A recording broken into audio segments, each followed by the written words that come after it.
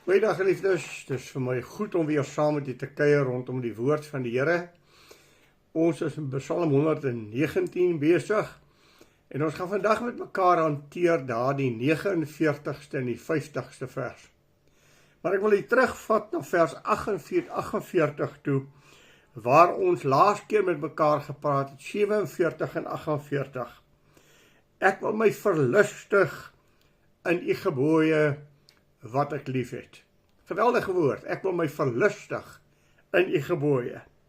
En my hande ophef na u gebooie wat ek lief het, en u insettinge oordink. 'n Paar dinge wat vir ons uitgestaan het. Ek wil my verlustig, ek wil juig in die Here wat ek lief het, en ek wil u woord oordink. Nou sê die 49ste vers vir ons iets geweldigs. Gedenk die woord aan u knegt, omdat u my hart laat hoop het, omdat u my laat hoop het. Dit is my troos in my ellende, dat u belofte my lewend maak. Geliefdes, hier is 'n geweldige ding wat my aanbetref. En dit is dat die Here geëer en aanbid moet word wat sy woord vir ons sê, maar dat die Here ook vir u en my beloftes gee. En die beloftes wat die psalmis van praat is, Here, u het vir my beloftes gegee. En hierdie beloftes wat u vir my gegee het vir my hoop in my lewe gebring. Nou kom hy en sê, ek het u woord gehoor. Ek het my verlustig in u insettinge. Ek het u woord oordink. Maar dan kom vra hy vir die Here, Here, dit wat u vir my gesê het, sal u dit nie asseblief nou in my lewe vir my 'n werklikheid maak nie? Sal u nie daardie beloftes wat u gemaak het in my lewe laat realiseer nie? Moontlik is daar sekere beloftes wat die Here vir u gegee het vir die jaar 2025. Sekere dinge wat die Here vir u gesê het wat u opgewonde gemaak het. Nou wil u en ek nie net maar nou daarvan vergeet en laat verbygaan nie. Ons wil die Here herinner daaraan. Weet jy geliefdes, God eer sy woord. Ek dink daaraan Eksodus 32, toe die volk die goue kalf gemaak het en God die volk wil uitdelg. Toe gaan staan Moses voor die Here en sê, Here, u kan nie die volk uitdelg nie. In die eerste plek, wat sal die heidene sê? U was nie in staat om hulle in Kanaan in te lei nie. U was net in staat om hulle uit die Egipte land uit te verlos. En bydien, Here, u het beloftes gemaak aan Abraham, Isak en Jakob. En daardie beloftes wat u gemaak het, moet u vervul, Here, want dit is beloftes wat u aan u kinders gemaak het. Geliefdes, God is 'n God van wonderwerke. En dit moet ek en jy nooit vergeet nie.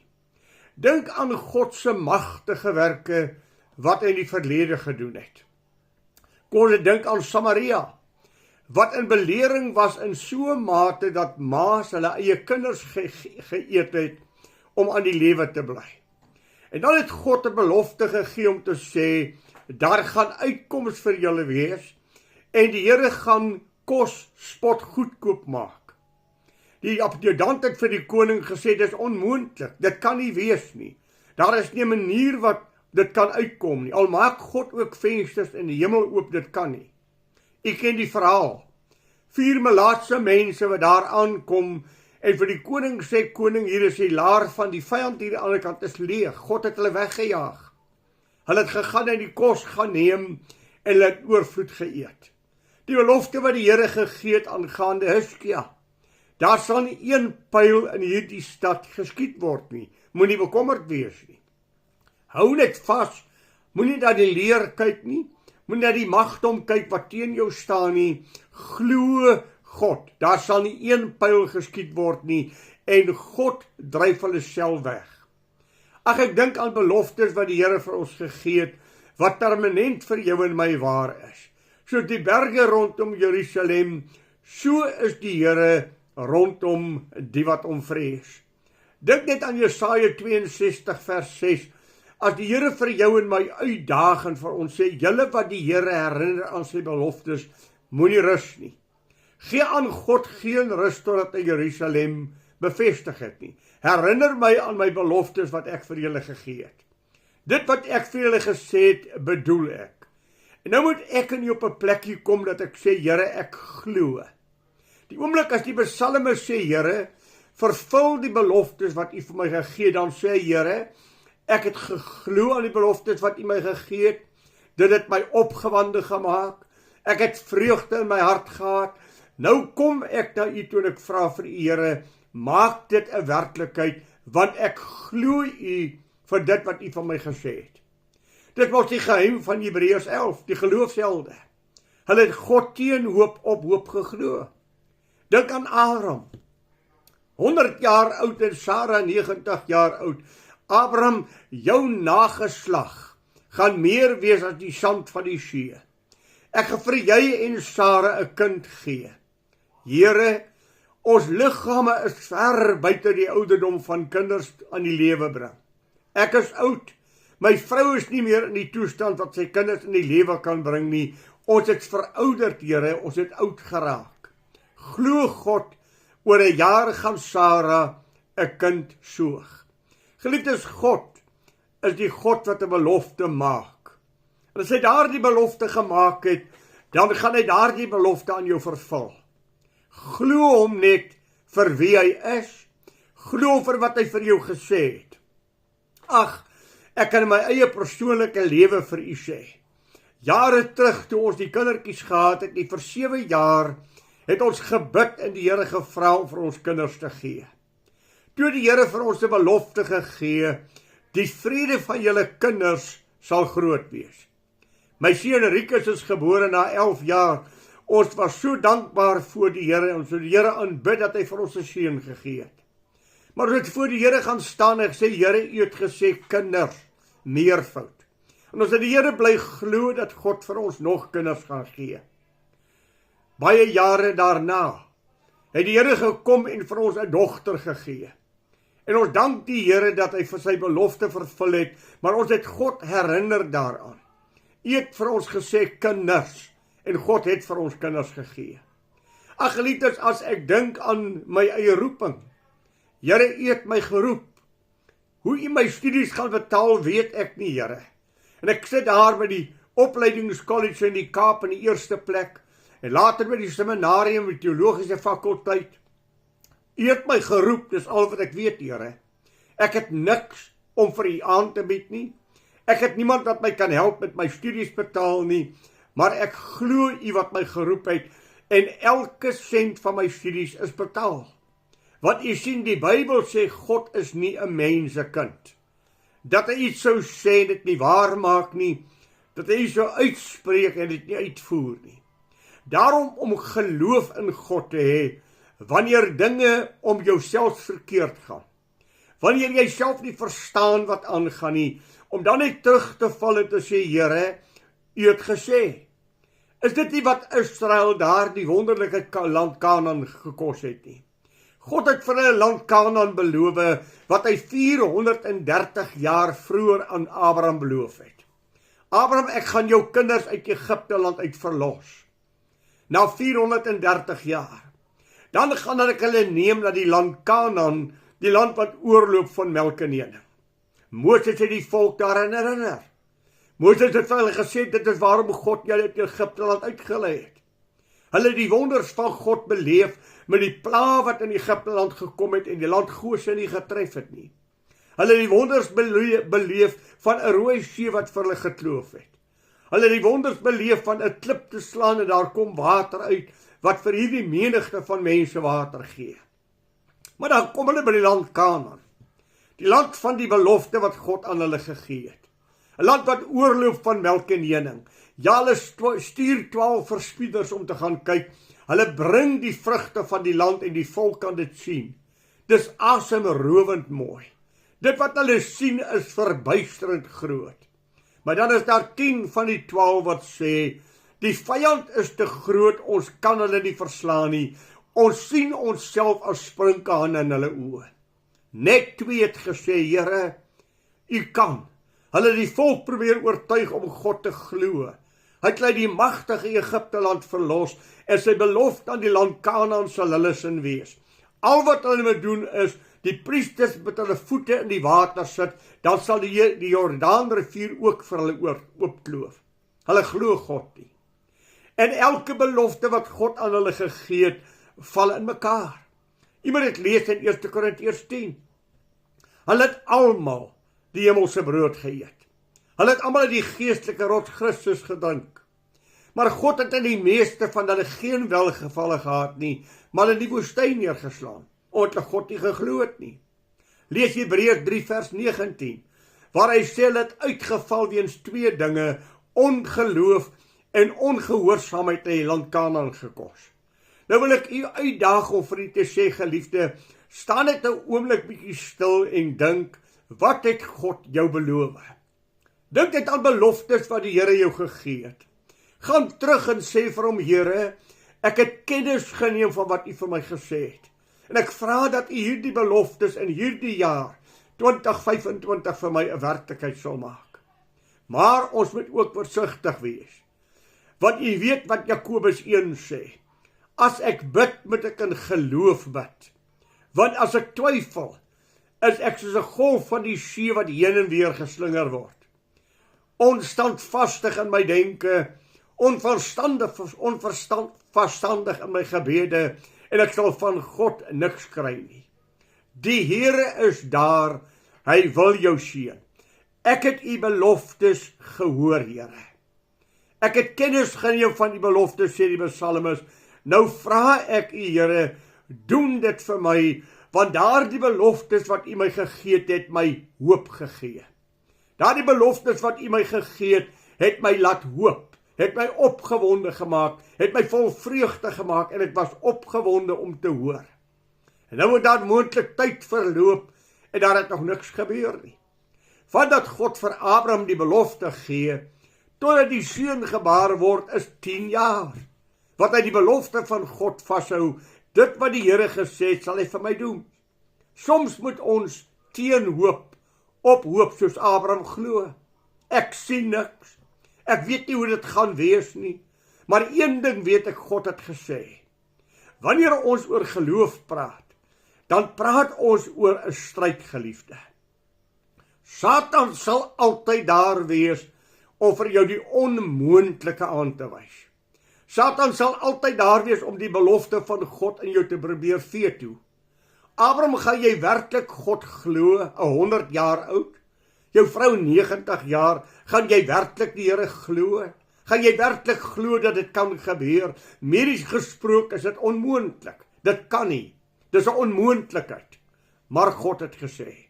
En teen hoop, op hoop glo God. Dink aan die stad Jerigo, wat die Here vir die volk sê elke dag net om die stad te beweeg. En die 7de dag, wanneer hulle 7 keer ombeweeg het, moet hulle net uitroep vir Joshua en vir God. En 'n stad wat 'n mure so groot gehad het, dat daar huise op die mure gebou is, sal in mekaar tuimel soos 'n kaarthuis. Glo jy werklik dat daardie magtige mure tot 'n val kan kom? Glo jy werklik dat daardie mure sal in mekaar krummel? Ek doen net wat God vir my gesê het. Ek tree net op vir wat God vir my gesê het, en ek glo God, al sien ek niks. Ons het mos die verhaal van Paulus op die boot. Vir 2 weke lank het hulle geen sonskyn gesien nie. Hulle het alle hoop om te lewe oorboord gegooi. Hulle het die skip ligter gemaak, sodat die skip meer sal dobber, en nie deur die stormwinde en die oseane vernietig sal word nie. Dan staan Paulus eendag op en sê, manne, skep moed en eet. Want in hierdie nag het die engel van die Here by my gestaan, hy het my gesê, die boot sal vergaan, maar nie een van julle sal sterwe nie. En ek glo God, dat dit is soos hy gesê het. Ek glo God, dit sal wees soos hy my beloof het. En Paulus moedig hulle aan om te eet, en hulle self sterkte te gee, en dan lees ons, die boot het vasgesteek. Die golwe het die boot uit mekaar geslaan. En almal wat nie kon swem nie, het God planke voorsien, en hulle het almal op die strand uitgedrywe, en daar is nie een van hulle vermis nie. Dink aan Moses in die woestyn. Die volk wil water hê. Die Here sê vir Moses, vat daardie staf in jou hand en raak hierdie rots aan. 'n Rots wat daar in die woestyn is. En daar sal water uitkom. Here, is dit 'n moontlikheid? Dis 'n stuk klip. En as ek met hom aanraak, dan sal daar water uitkom. Die geoloog sê vir ons, om vir Israel en vir die vee van daardie tyd, daardie groep mense water te voorsien, met daar 42 miljoen liter water uitloop, om hulle vir 1 dag te sorg. Geliefdes, wat is vir ons God onmoontlik om te doen? Dis net ongeloof wat die seën van die Here van u en my wegvat. Daarom moenie na omstandighede kyk nie. Onthou jy vir Petrus, waar hy sê, Here, kan ek na u toe kom? En die Here sê, kom. En Petrus loop op die water. Maar dan die volgende oomblik kyk hy na die golwe wat magtig om hom rondslaan, en hy vergeet wie hom geroep het. En die oomblik toe hy na die storm kyk, toe sink hy. Hoekom het jy nie gebly glo nie, Petrus? Hoekom het jy nie gebly loop nie, Petrus? Hoekom het jy na die storm gekyk en jou oë van my afgehaal? Ag, is dit nie die mooi verhaal van Dawid en Goliat nie? Die hele volk is bang en kruip weg. Dawid sê, ek sal teen hom gaan veg, want ek ken my God. Dit is die God wat my gister gehelp het toe die ongediertes my vee wou vang. Ek sal na hom toe gaan. Hy loop na hom toe en die Goliat sê, kom hier jou klein niks, laat ek jou met die spies optel en vir jou die voëls van die hemel voer. O nee, jy kom na my toe met jou spies en jou swaard. Ek kom na jou toe in die naam van die Here my God wat jy loon, en vandag sal God jou in my hand gee. Jy sien, geliefdes, die volk het vir Goliat gesien. Dawid het vir God gesien. Daarom het Goliat in die oë van Dawid klein geword, wat hy die magtige God aanskou, wat sê en wat gespreek het, en ek glo hierdie God.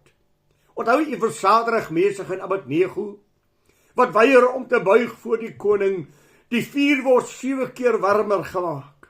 En dan sê hulle, koning, laat dit aan u duidelik wees. Ons God is by magte, om ons selfs uit jou vuur uit te verlos. As ons dan moet sterwe tot die eer van ons God, dan sterf ons, maar ons God is by magte om dit te doen.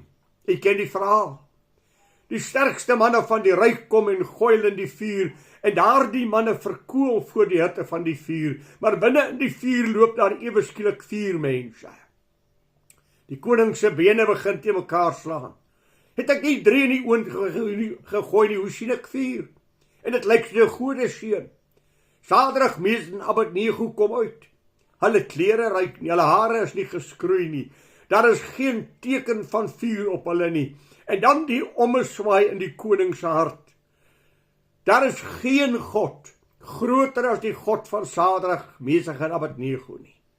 Onthou jy vir Petrus in die tronk? Hy slaap rustig. Wat God het aan hom beloftes gegee dat op sy ou dag sal hy gelei word waar hy nie wil wees nie. God het aan hom beloftes gegee dat hy nie vroeg sal sterf nie. Hy slaap. 'n Engel moet hom op 'n heup kom slaan en hom sê, kom Petrus, die deur van die tronk is oop. Hy droom. En toe hy buitekant die tronk kom, toe besef hy, maar die deur het net oopgeswaai en hy stap uit. Onthou jy vir Paulus en Silas wat sing in die tronk. Hulle laat die omstandighede hulle nie onderkry nie, wat laat glo in God. Volgende oomblik gaan die deure van die tronk oop. Die wagter van die tronk is in groot benoudheid, want die gevangene gaan almal weghardloop. Nee, sê Paulus, ons is almal hier. En Paulus verkondig die evangelie aan hulle. Nie alleen swaai die hekke van die selle oop nie, maar daardie man, die wag kom tot 'n kragtige bekering. Onse God is in beheer. Nou sê die Bybel vir my, menigvuldiglik is die teëspoede van 'n regverdige, maar uit die almal sal die Here hom verlos. Ja, ons sal aanslaai, ons sal probleme hê, ons sal krisis hê, en is juis in daardie tye van krisis en benoudheid, wanneer alles om ons begin verkeerd lyk, wat ons sê, Here, U het aan my beloftes gemaak. U het vir my sekere dinge gesê, en Here, nou vra ek dat U die belofte sal waarmaak. Geliefdes, kan ek vir jou sê, jy's in die hand van die lewende God. Kan ek vir jou sê, niemand sal jou die hand van God uitneem nie. Kan ek vir jou sê, alles werk ten goeie mee vir hulle wat God liefhet. Kan ek vir jou sê, God ken jou omstandighede. Hy wag vir jou om te glo en om vas te hou dat hy jou uit omstandighede verlos en dat hy jou omstandighede vir jou verander. Glo God, jy is in sy hand. Daar is niemand magtiger as God nie. Daar sal niks oor jou lewe kom wat God nie kontrole oor het nie. Here, U het my laat hoop. U het vir my getuienisse gegee, U het vir my beloftes gegee, en Here, ek hou U vas daarvoor. En dan sê hy, hierdie beloftes van U het my getroos. Dit het my getroos in my benoudheid en in my ellende. Toe ek ellende gehad het, toe dit met my swaar gegaan het, het God vir my beloftes gegee. Ek wil weer vir die herinner aan Hiskia, wat 'n dreigbrief kry. Gaan uitgewis word. Ek sal vir jou selfs perde gee as jy net my ruiters kan voorsien. 'n Magtige leer. Hiskia, God sê, daar sal nie een pyl in hierdie stad geskiet word nie. God sal hulle maar net wegjaag. God wek 'n vyand op, wat hulle wegdrywe van die volk van die Here af, en die verlossing van Hiskia, die breek aan. Kan u dink wat beteken Jesaja 42 vers 10 vir Israel? Israel is in ballingskap. Hulle is onder die vyand as slawe. En dan sê die Here vir hierdie volk deur Jesaja iets. Kyk nie angstig rond nie, ek is jou God. Ek het jou by jou naam geroep, jy's myne. Jy's kostelik in my oë hoog geag. Ag, iemand het gerus gaan lees, hier van Jesaja 40 af kan iemand lees, en die beloftes van God hoor. Psalm 46, al druis die berge, al druis die water, al is daar onrus om my, niks sal met my gebeur nie, want God is saam met my. Die God van Jakob, die God van Israel is met my. En ek steun op die allerhoogste God, wat my deur elke storm en deur elke krisis sal dra. Ek weet nie hoe nie, Here, ek weet net U het 'n belofte gemaak. Hoe U dit gaan doen is vir my duister, want alles lyk vir my onmoontlik en duister.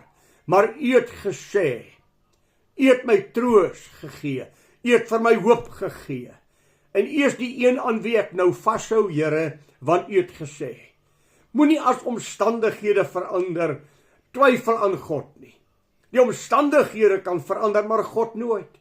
En uit elke omstandigheid, hy sal hy jou uithaal. Paulus het dit triomfantlik uitgeroep in Romeine 8 vers 31. As God dan met my is, wie kan teen my wees? Ag, daar vers 38 en 39, nie hoogte of diepte, lengte of breedte, enigiets, enige mag, nie die helse mag, niks, sal my ooit kan skei van die liefde van God, wat daar in Christus Jesus onze Here is nie. Here, U woord, U beloftes het my lewend gemaak. Dit maak my lewend, dit wek my op. En daarom val ek maar elke keer terug op U beloftes. Ag, ek dink aan die tyd toe ek my M gedoen het. Dis 'n kursus wat jy oor 3 weke doen in Durban, waar jy by die universiteit skrywe. Ek het laat weet, ek kan nie vir 3 weke kom nie. En hulle het my toegelaat om my 3 weke eksamen in 6 dae af te lê. Ek het begin swaar kry. Ek het letterlik 'n uur 'n dag geslaap. Verder het ek geleer en studeer en geskrywe. Ek was moeg hier by die 4de dag. Ek wou opskop, want ek was regtig uitgeput. Ek het na die Here toe gevlug en gesê, Here, wat moet ek maak? En ek sal nooit vergeet dat die Here vir my die belofte gegee het, jy sal beloon word volgens jou werk. Jy sal beloon word volgens wat jy gedoen het. God sal jou beloon vir wat jy ingesit het. En ek het die Here vertrou om maar net vir my deur te dra en vir my krag te gee, sodat ek dit kon voleindig. Jy verstaan dit soms nie. Kom, ek gee vir die nog 'n getuienis van myself. My dogter studeer.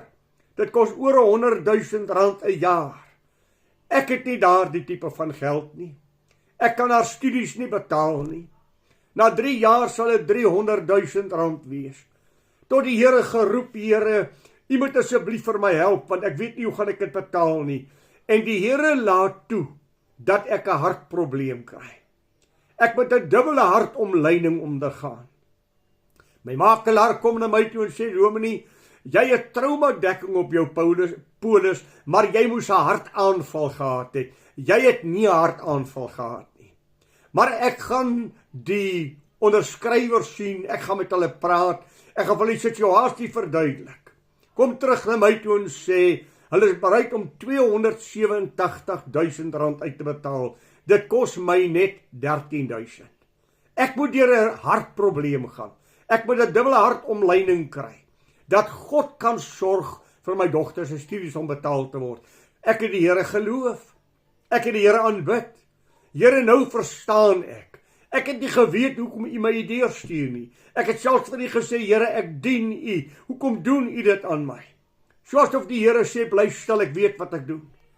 En dan aan die einde kan ek terugkyk en ek kan my hart ophef en sê, Here, U is 'n wonderbaarlike God. Daar 'n waterval boven, kom daar 'n verskriklike hagelstorm wat die boontjies wegslaan. Daar's stokkies wat op die land staan.